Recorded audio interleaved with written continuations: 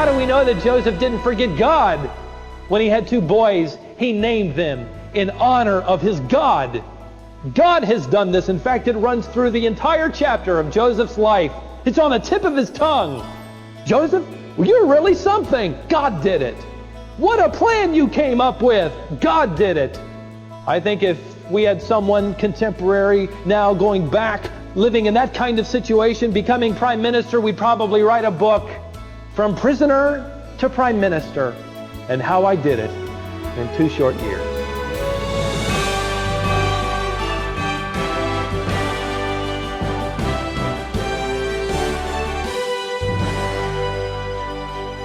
Welcome to this broadcast of Wisdom for the Heart with Stephen Davey.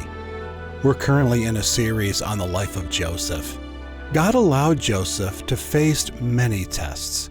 What was his greatest test? Was it when his brothers sold him into slavery? Was it when he was tempted by Potiphar's wife? Well, Stephen suggests it was neither of these. Instead, Joseph's greatest test was being surrounded by wealth, ease, and luxury for the latter portion of his life. The test of prosperity is a difficult one for believers to pass. We'll explore that today. Stephen's teaching from Genesis 41, and this message is called The Test of Prosperity. If you have been studying along with us on the life of Joseph, you have noticed, obviously, that his life thus far has been a whirlwind of reversals. He was the favored son who was loved by his father, adorned with a coat that reached to his ankles and to his wrists, denoting nobility, exempting him from the hard labor that his brothers would have to perform. But then he ends up in a pit because his jealous brothers are determined to wipe out this dreamer. But when all seems to be at a loss, he is, instead of being killed, sold to Midianites. And that would be the low point in his life, perhaps, as he is standing stripped naked on the auction block, being sold to the highest bidder, who happens to be Potiphar. But God gives him favor in Potiphar's eyes, and he is soon elevated and promoted and given responsibility. But then, as you know, Potiphar's wife decided to sink her talons into his character, and because he refused, he ends up imprisoned. Another low point. The cupbearer who is placed in prison with him and the baker have a dream, and it seems that there is hope because he is able to interpret their dream, and he knows one of them will be taken out of prison. And so he says, when you get out, remember me. Tell the Pharaoh that I have been falsely accused. Do everything that you can because I have given you a favorable interpretation. Get me out of this prison. The last part of chapter 40 ends with the words, he was forgotten. In fact, let's go back to set the stage to chapter 40, verse 20 in the book of Genesis. Genesis chapter 40, verse 20 says, thus it came about on the 3rd day, which was Pharaoh's birthday. After being out of prison for 3 days, I thought it interesting that the critics have often said this is proof that the Bible was written by someone long after the time of Pharaoh, because they didn't know anything about birthday parties during the time of Pharaoh. And it says here that Pharaoh is having a birthday party. This is proof that someone living far beyond that time wrote. And it just seems as if God every once in a while allows the archaeologist Spade to uncover some evidence. Perhaps you've heard of the Rosetta Stone that was uncovered, which allowed us to be able to read hieroglyphics. And on that Rosetta Stone is an entire decree given at the birthday party of a pharaoh. And I say, hallelujah. Well, it was Pharaoh's birthday party, and he made a feast for all his servants, verse 40, and he lifted up the head of the chief cupbearer and the head of the chief baker among his servants, and he restored the chief cupbearer to his office, just as Joseph had said, and he put the cup into Pharaoh's hand. But he hanged the chief baker, just as Joseph had interpreted to them. Yet, 3 days after it occurred, the chief cupbearer did not remember Joseph, and it had only been 3 days. When I read this, the first thought that came to my mind was his memory reminded me of me. He didn't make up his mind to choose to forget. He simply forgot. But is that really what was going on behind the scenes? There was a sovereign God who knew that the timing was not right. Joseph still had 2 more years of preparation before he would step from the prison cell into the office of prime minister. God wasn't through preparing him. He was making gold out of Joseph. You're familiar with Job when he wrote that though God try me, when he is finished, I will come forth as gold. That is an internal development. He is not saying when God is finished, I will get my job back. When he finishes trying me, my spouse might return. I'll get promoted. My children will begin to obey. No. When he has tried me, I shall come forth as gold. That is an internal development of character. That's sterling. That's valuable. God was, in a sense, in that prison cell over the next 2 years when Joseph had been forgotten. About his ankles were the fetters. Periodically, perhaps his neck being fettered to that stone column so that he had to stand at attention. What was God doing? Making gold.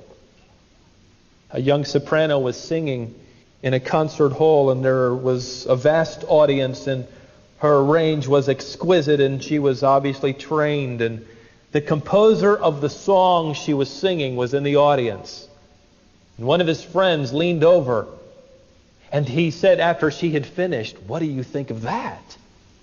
And the composer said, "She will be great one day after her heart has been broken." A.W. Tozer wrote these words, "It is doubtful that God can use anyone greatly until God has hurt him deeply." There in the prison cell for this 2-year period, God is, in a sense, hurting, developing, maturing, so that he will come out of that cell ready for the office of prime minister.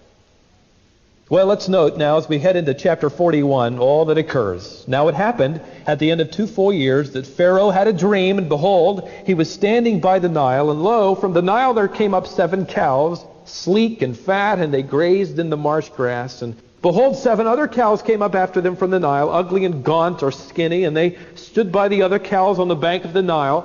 And the ugly and gaunt cows ate up the 7 sleek and fat cows. Then Pharaoh awoke, and I would probably add with a start. Then he fell asleep again, and dreamed a second time. And behold, this time 7 ears of grain came up on a single stalk, plump and good.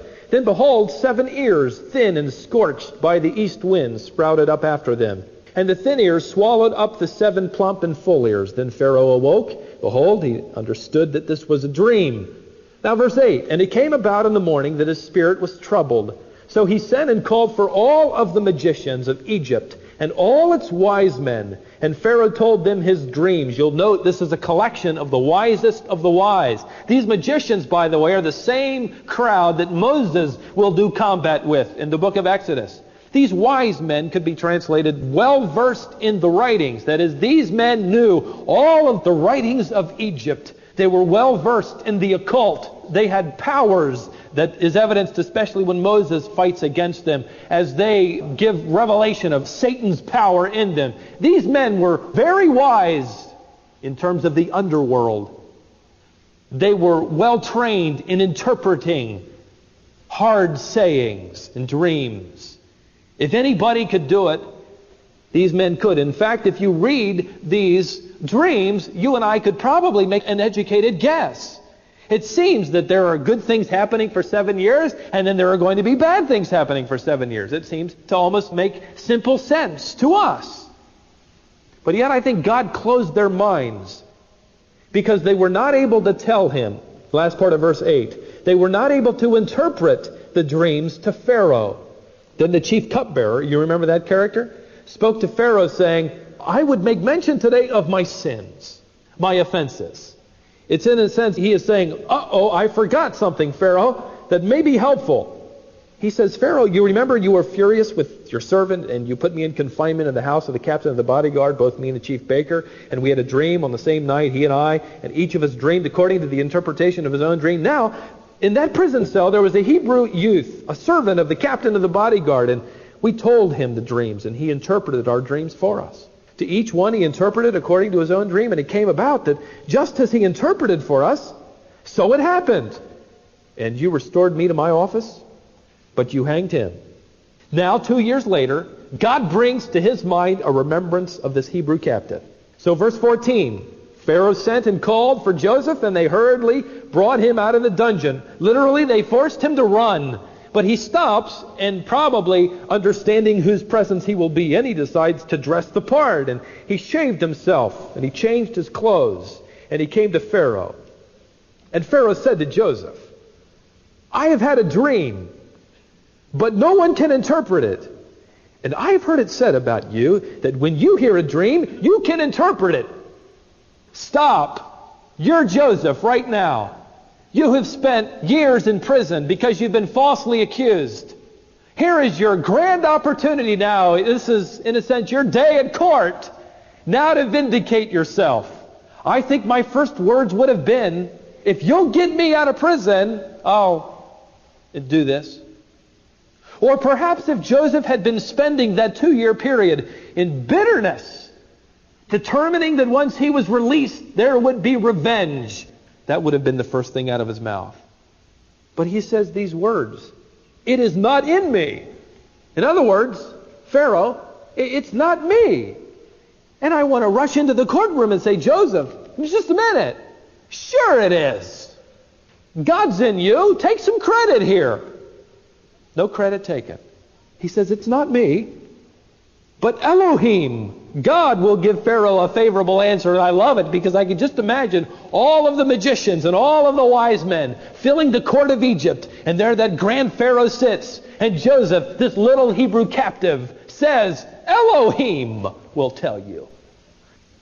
As you know, Egypt was a very idolatrous nation. They had myriads of idols, myriads of gods. And he says, Elohim, the God of heaven, will reveal it to you. So Pharaoh spoke to Joseph, and I think he probably ignored that statement. In my dream, behold, I was standing on the bank of the Nile, and he tells the story. Now, let's get to the end of the story and note what happens. Verse 25. Now Joseph said to Pharaoh, Pharaoh's dreams are one and the same. God has told, Elohim has told the Pharaoh what he is about to do. The 7 good cows are 7 years, and the 7 good ears are 7 years. The dreams are one and the same. And the 7 lean cows that came up are 7 years, and the 7 thin ears, scorched by the east wind, are 7 years of famine. It is as I have spoken to Pharaoh. God has shown to Pharaoh what he is about to do. Behold, 7 years of great abundance are coming in all the land of Egypt, and after them 7 years of famine will come, and all of the abundance will be forgotten in the land of Egypt, and the famine will ravage the land. So the abundance will be unknown in the land because of that subsequent famine, for it will be very severe. Joseph's interpretation is to the point. It is truthful. But what will happen next is nothing less than startling. Let's take a look. He says, verse 33, Now let Pharaoh look for a man discerning and wise, and set him over the land of Egypt. I like the way he adds the word discerning, because Pharaoh had his wise men. But a discerning person is one who can see a problem and add a solution. He had all kinds of people who could say, Pharaoh, here's the problem. This is the problem. Just as in your life, and perhaps you can see problems, a discerning person can provide a solution.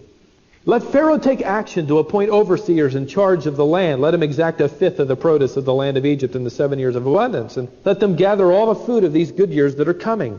And store up the grain for food in the cities under Pharaoh's authority. And let them guard it. And let the food become as a reserve for the land for the 7 years of famine, which will occur in the land of Egypt, so that the land may not perish. This is how you can survive, Pharaoh, during the famine. And Pharaoh's probably on his little throne there thinking, wow, I'm going to believe this because he interpreted the dream. But now where in the world am I going to find some man who can not only share the problem, but provide the solution? And so you notice what he did? Pharaoh said to his servants being the wise men, the magicians, can we find a man like this in whom is a divine spirit, that is, in whom dwells the spirit of the gods? He isn't a believer. But he senses something in Joseph that is distinctive. He senses that his God is really part of his life. It's more than an idol. This is a reality to him. And his God has given him discernment and wisdom. Oh, that the world could see that in you and in me. Pharaoh said to Joseph, "Since God has informed you of all this, there is no one so discerning and wise as you are.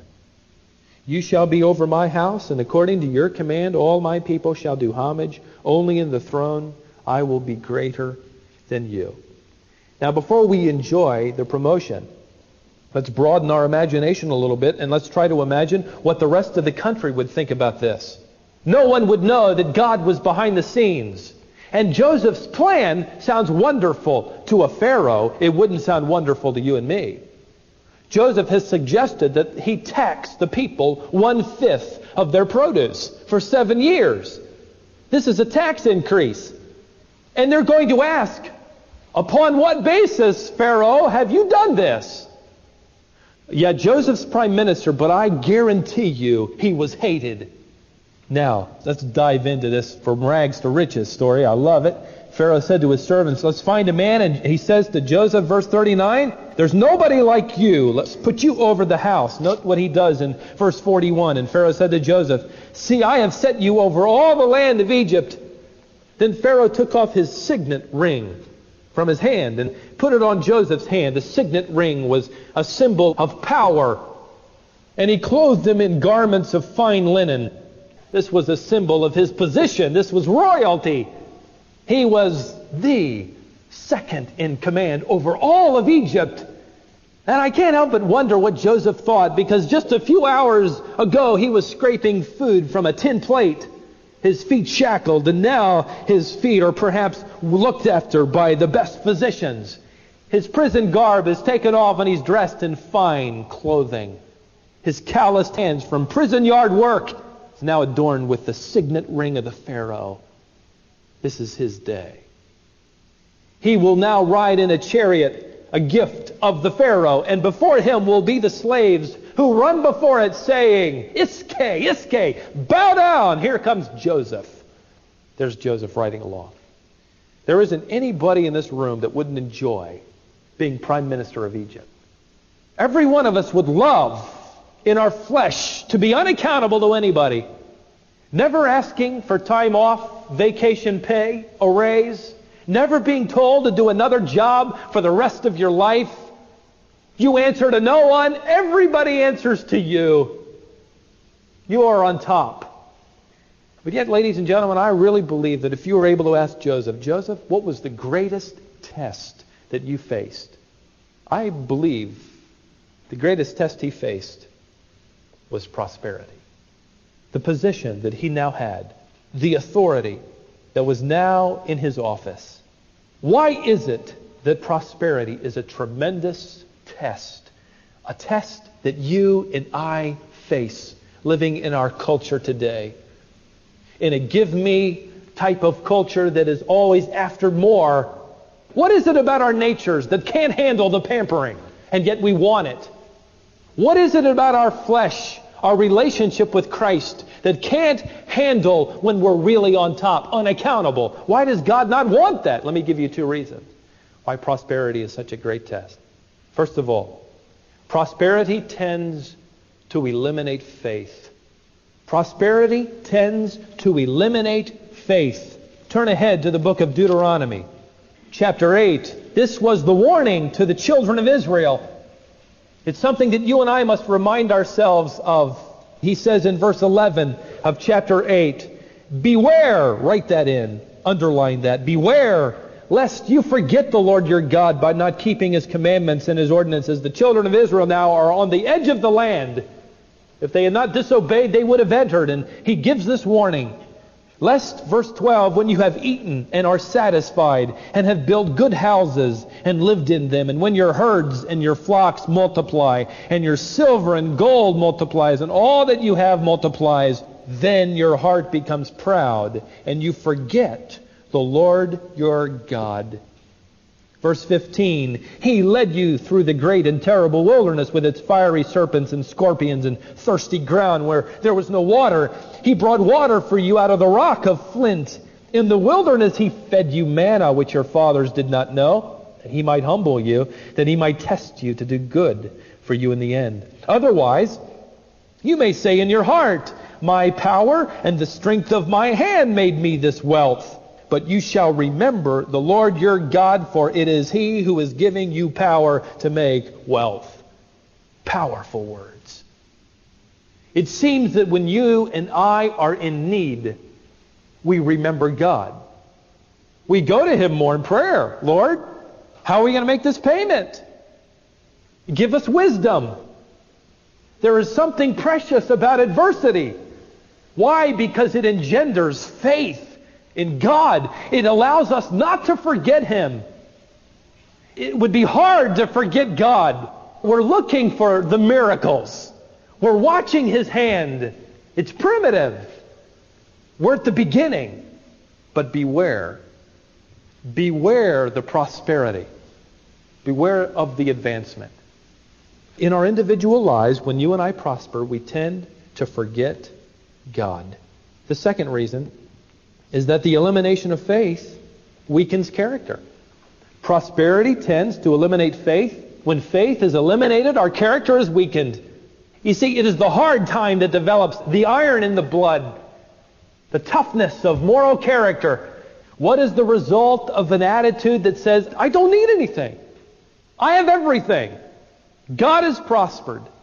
We have forgotten God. What happens then? Our characters become tepid. We lose our effectiveness. We are lukewarm. The elimination of faith ultimately produces a weakened character that ultimately denies the potential of an effective ministry. How do we know, men and women, back in Genesis chapter 40, that Joseph did not forget God during the prosperous years? How do we know? I'm going to give you a very clear reason why. I want you to notice in chapter 41 the names that Joseph gives to his sons. To make Joseph more palatable to the Egyptian culture, Pharaoh wisely gives him an Egyptian name and gives him an Egyptian wife. Both he accepts. Joseph has two sons, however, that he is determined to raise according to his old country value. And he names the firstborn, verse 51, Manasseh. For he said, note this, God has made me forget all my trouble and all my father's household. And he has a second son, and he named the second Ephraim. The meaning of that is, God has made me fruitful in the land of my affliction. How do we know that Joseph didn't forget God? When he had two boys, he named them in honor of his God, Elohim. God has done this. In fact, it runs through the entire chapter of Joseph's life. There, as he prospers, God, God, God. It's on the tip of his tongue. Joseph, you're really something. God did it. What a plan you came up with. God did it. I think if we had someone contemporary now going back, perhaps us living in that kind of situation, becoming prime minister, we'd probably write a book, From Prisoner to Prime Minister, and How I Did It in 2 short years. Joseph took absolutely no credit. Let me ask another question by way of application. What was the key to Joseph passing this test? It was this. Joseph was careful to respect the glory of God, the place of God, the authority of God. Between the two extremes of adversity and prosperity, there is one little word, integrity. It is that character that acknowledges God. It takes no credit for itself. It yields it all to God. It never looks in the mirror and admires itself. It gives all of the honor to God. Joseph had integrity. What happened to his interpretation? It came true. Look at verse 53. When the 7 years of plenty, which had been in the land of Egypt, came to an end, and the 7 years of famine began to come, just as Joseph had said, then there was famine in all the lands, but in all the land of Egypt there was bread. By the way, a footnote, as you know, I've mentioned in the past, Joseph is a type of Jesus Christ. And there are perhaps more than 100 illustrations of this. Joseph's Egyptian name, many believe, means Savior of the world. And it's interesting, as famine comes to the land, note what happens, verse 55. All the people cried out to Pharaoh for bread. They're hungry. And Pharaoh said to all the Egyptians, go to Joseph. I love it. There is a famine today in the land. And what is our answer? Go to Jesus Christ. He can feed you. He can provide nourishment. I imagine at this point in Joseph's life, he could have really sat back, stuck his thumbs in his lapels, and he said, see, I told you so. It happened just like I said. But no, he's beyond that now. Because God had hurt him deeply. God had broken him. God had formed him. So that now as a prime minister, he has the same character as when he was a prisoner. He isn't putting on airs. He isn't sticking up his nose at the peons out there. He's still compassionate. He's still caring. Something wonderful has happened in Joseph's life. God has created gold. Gold is a quality of character so pure. Gold is a quality of character that back then and today is in great demand. And it is so rare. Do you have it? Do you acknowledge the glory of God? Do you give Him the honor and the praise for everything that transpires, even when you prosper? The world will be quick to notice, just as they noticed then. And ultimately they'll come for an answer, and then you can point them to the Savior of the world and say, go to Jesus.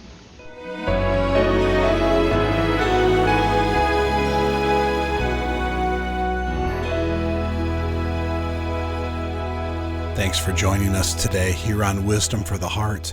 This is the Bible teaching ministry of Stephen Davey. Stephen is the pastor of the Shepherd's Church in Cary, North Carolina. This current teaching series comes from the book of Genesis and is called God Meant It for Good. We have a companion study guide that goes along with this series. This book would be a great resource for you to use as you follow along with us. It's also a great tool to use for a class or a group Bible study. If you call us today, we can help you get a copy. The book is called God Meant It for Good, and we have it available as one of our resources. Call us today at 866-48-BIBLE or 866-482-4253. Our ministry is on social media, and that's a great way to stay informed and to interact with us. We'd enjoy interacting with you. We'd really enjoy hearing from you and learning how God's using this ministry to build you up in the faith. Please take a few moments and drop us a note. Our mailing address is Wisdom International, P.O. Box 37297, Raleigh, North Carolina, 27627. Let me give you that again. Write to us at Wisdom International, P.O. Box 37297, Raleigh, North Carolina, 27627. I hope we hear from you. Thanks for joining us today. Make plans to be with us next time for more Wisdom for the Heart.